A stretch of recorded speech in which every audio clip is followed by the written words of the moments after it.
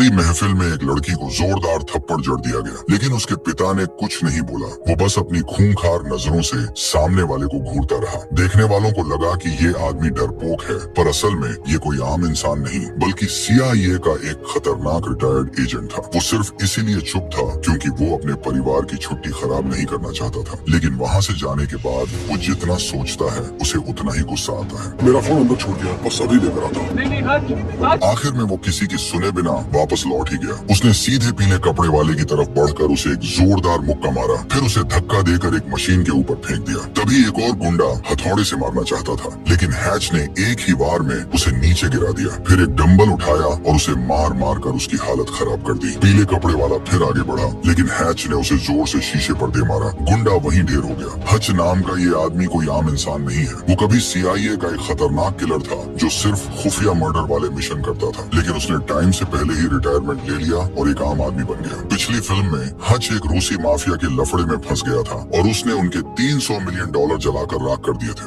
आखिर में उसने रूसी बॉस को टपका तो दिया, लेकिन मुसीबत यहीं खत्म नहीं हुई, क्योंकि वो 300 मिलियन सिर्फ बॉस के नहीं थे बल्कि कई रूसी माफियाओं का रिटायरमेंट का पैसा था। गनीमत रही कि CIA के उस खुफिया संगठन ने उसकी तरफ से वो पैसा चुका दिया, लेकिन इसके बदले में हच को CIA के लिए और भी खुफिया मिशन करने पड़े ताकि वो अपना कर्जा उतार सके। इसलिए अगले 4 सालों तक हच एक किलिंग मशीन बन गया और पागलों की तरह मिशन पूरे करने लगा, मानो रोजाना खून करना उसकी आदत बन गई हो। मेरा और कितना कर्जा बचा है? 3 करोड़ के आसपास। इतनी जी तोड़ मेहनत के बाद भी 30 मिलियन का कर्जा अभी बाकी था। वो इतना बिजी रहता था कि परिवार के लिए टाइम ही नहीं निकाल पाता था और न ही अपने बच्चों को बड़ा होते देख पा रहा था। बीवी से आखिर बर्दाश्त नहीं हुआ और उसने बात करनी चाहिए, लेकिन इससे पहले कि वो कुछ बोल पाती, हच ने कह दिया कि उसे एक मिशन पर जाना है। बीवी उससे बहुत निराश थी, पर क्या वो खुद ये बात नहीं समझता था? इसलिए उसने तय किया कि इस मिशन के बाद वो पक्का छुट्टी लेगा। टारगेट के सामने आते ही हच लिफ्ट में घुस गया। गुंडों से भयंकर लड़ाई हुई और बड़ी आसानी से जीत हासिल करके उसने मिशन का मेमोरी कार्ड निकाल लिया। जमीन पर पड़ा गुंडा पलटवार करना चाहता था,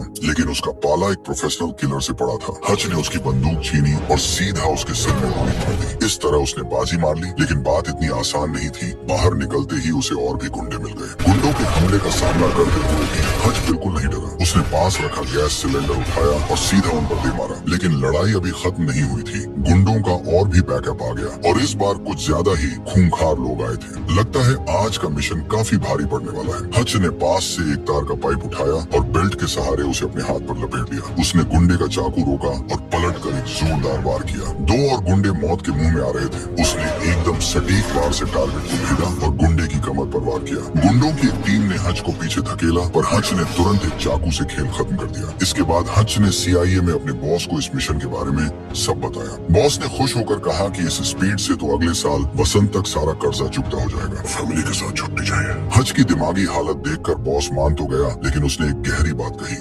बॉस को लगता था कि हच की ये किलर वाली फितरत कभी बदल नहीं सकती। वो कभी आम इंसान नहीं बन सकता, लेकिन हच सिर्फ एक नॉर्मल जिंदगी चाहता था। बड़ी मुश्किल से छुट्टी मिलने पर हच ने परिवार के साथ एक ट्रिप पर जाने का फैसला किया ताकि उनके रिश्ते मजबूत हो सके। उनके 4 लोगों के परिवार के अलावा हच के बिंदास पिताजी भी उनके साथ आ गए। रास्ते के नजारे बहुत मस्त थे और पूरा परिवार खुशी से हंसता खेलता जा रहा था। उन्हें नहीं पता था कि खतरा धीरे धीरे उनके करीब आ रहा है। वे एक टूरिस्ट टाउन में पहुंचे। शुरुआत में सब ठीक था और वे बहुत मजे कर रहे थे। गेमिंग आर्केड में बेटे ब्रैडी के स्मार्ट लुक ने कुछ लड़कियों का ध्यान खींच लिया। ब्रैडी मन ही मन चौड़ा हो रहा था। उसने जीते हुए गेम टिकट फाड़े और एक लड़की को दे दिया। ये देखकर पास खड़ा एक लड़का भड़क गया। जब ब्रैडी लड़की के साथ खेल रहा था तो लड़का आकर उसे उकसाने लगा। टिकट्स देकर लड़कियों को पटाने की कोशिश कर रहा है। अगर मैं कहूँ भाड़ में जा, ये चलेगा? ब्रैडी का पूरा परिवार ही खतरनाक है, तो वो कैसे डरता? लेकिन सामने वाला लड़का कुछ ज्यादा ही हवा में उड़ रहा था। उसने लड़की का खिलौना छीनकर फाड़ दिया। ब्रैडी से ये बर्दाश्त नहीं हुआ और उसने तुरंत एक मुक्का जड़ दिया। हच ने पीछे मुड़कर ये देखा और रोकने के लिए आगे बढ़ा, लेकिन तभी सिक्योरिटी गार्ड वहाँ आ गया। उसने बिना कुछ सोचे समझे एक झटके में ब्रैडी को धक्का देकर जमीन पर गिरा दिया। शुक्र है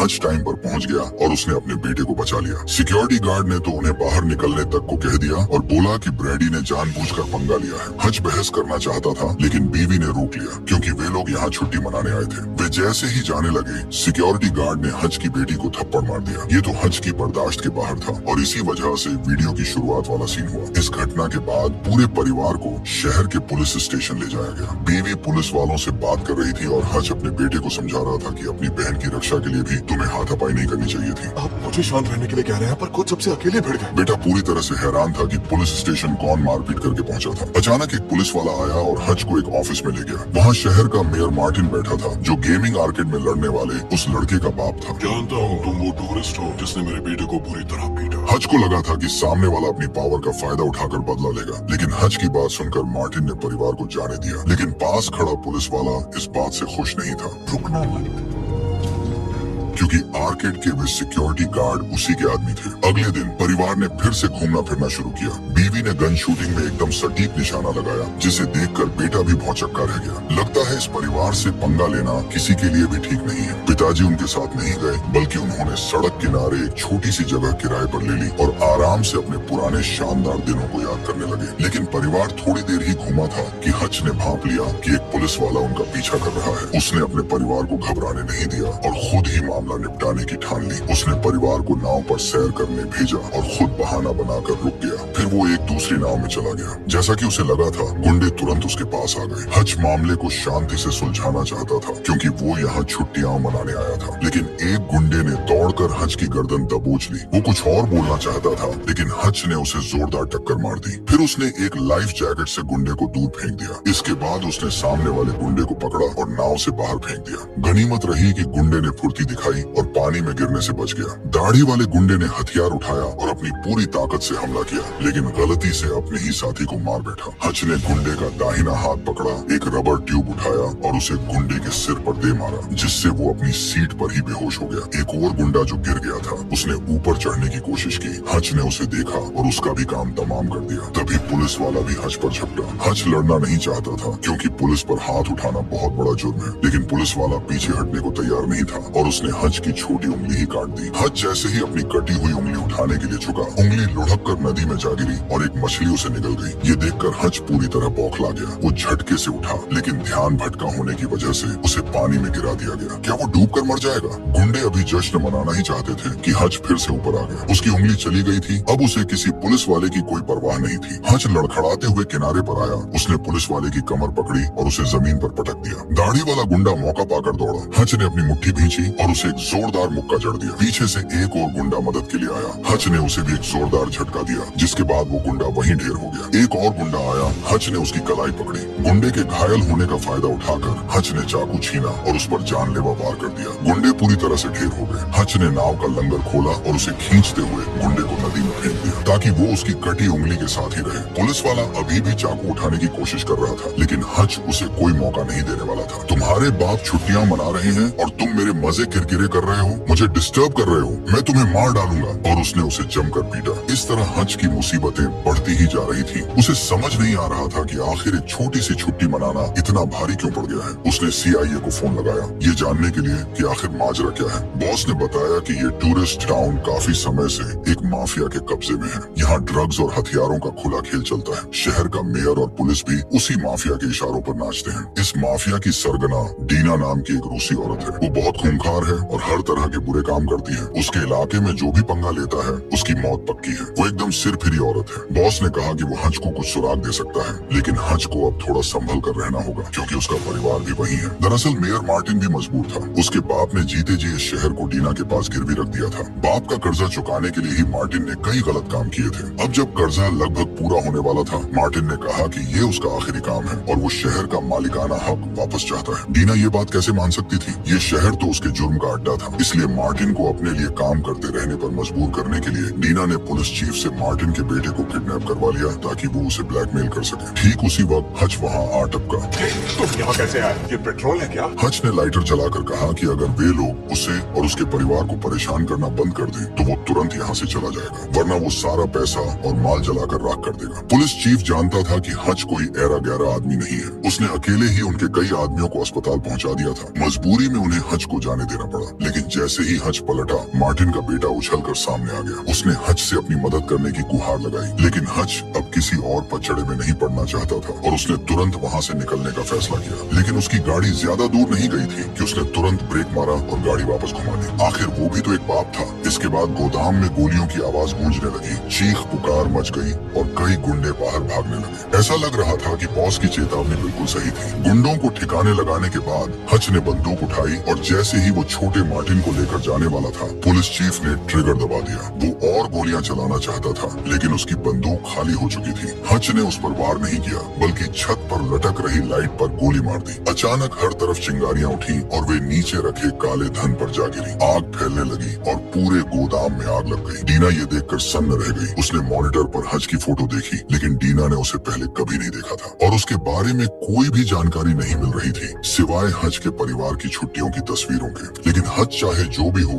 डीना ने ठान लिया था कि वो उसके टुकड़े टुकड़े कर देगी। इसलिए उसने अपने सारे आदमियों को इकट्ठा किया और हज के साथ जंग करने का फैसला किया। दूसरी तरफ मार्टिन अपने बेटे की जान बचाने के लिए हज का शुक्रिया अदा करना चाहता था। वो हज को एक हथियारों के गोदाम में ले गया, जहाँ कई पुराने हथियार रखे थे। ये सब मार्टिन के बाप के थे, लेकिन अच्छी बात ये थी कि वे अभी भी काम कर रहे थे। मार्टिन के बाप का मर्डर भी डीना ने ही किया था, इसलिए उसने हज के साथ मिलकर डीना का खेल खत्म करने की ठान ली। उन्होंने पूरे एम्यूजमेंट पार्क को खाली करवा लिया ताकि डीना के साथ आखिरी लड़ाई यही लड़ी जा सके। हज का जिगरी यार ब्लैकी भी ये खबर सुनकर मदद के लिए आ गया। इतने बड़े युद्ध में भला हज के पिताजी कैसे पीछे रह सकते थे। टीम पूरी होने के बाद सबने काम बांट लिया और एम्यूजमेंट पार्क में कई जाल बिछा दिए। आखिरकार उनका सामना डीना के सबसे खतरनाक आदमियों से होने वाला था। रात होने पर डीना भी एम्यूजमेंट पार्क के दरवाजे पर पहुंच गई। पुलिस चीफ सबसे पहले बातचीत करने के लिए आगे गया। उसने दोनों को सरेंडर करने की सलाह दी और कहा कि अब और हाथ पैर मारने का कोई फायदा नहीं है। पुलिस चीफ जैसे ही मुड़ा,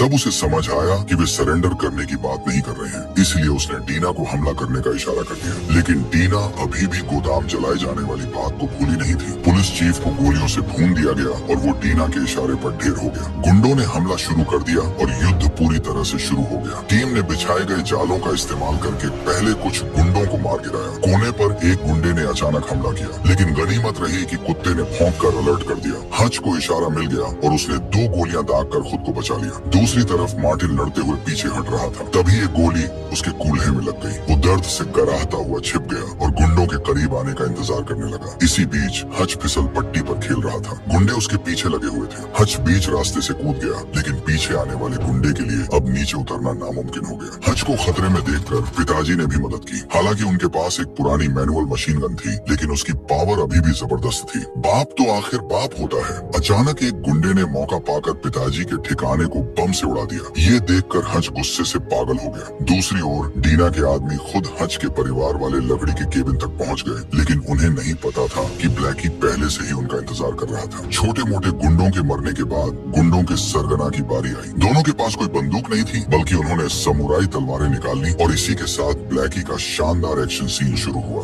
उधर एम्यूजमेंट पार्क में लड़ाई अब अपने आखिरी मोड़ पर थी। हज ने मार्टिन के घावों पर पट्टी बांधी और अपने पिताजी को देखने जाने वाला था कि तभी उसका सामना डीना से हो गया। वो 2 लड़कियों के साथ हमला करने आई थी। एक लड़की पहले आगे बढ़ी, हज ने उसे एक झापड़ मारा, तभी दूसरी ने हज के चेहरे पर एक मुक्का मारा। पीछे वाली लड़की बस मारने ही वाली थी कि हज ने उसे पकड़कर नीचे गिरा दिया, लेकिन फिर एक जोर की लात पड़ी और हज टेबल पर गिर गया। फिर दोनों लड़कियों ने एक एक हथियार ले लिया और लगातार हज पर वार करने लगी। बेचारा हज को समझ ही नहीं आ रहा था कि वो किस किस से लड़े। इस हालत में हज दोनों लड़कियों का मुकाबला नहीं कर पा रहा था। दोनों ने उसे मार मार कर उसकी हालत खराब कर दी। अब हज उनके कब्जे में था। डीना ने गन निकाली और बस हज को मारने ही वाली थी कि तभी उसकी एक लड़की का काम तमाम हो गया। पता चला मार्टिन ने सही टाइम पर कुछ अच्छा काम कर दिया। तभी दूसरी लड़की मार्टिन की तरफ चिल्लाते हुए दौड़ी, लेकिन मार्टिन ने उसका भी खेल खत्म कर दिया। लेकिन डीना ने एक चाकू फेंक कर बेचारे मार्टिन को रोक दिया। फिर उसने हज की गर्दन पर हथियार भिड़ा दिया। अब बस लग रहा था कि हज की तो अब खैर नहीं,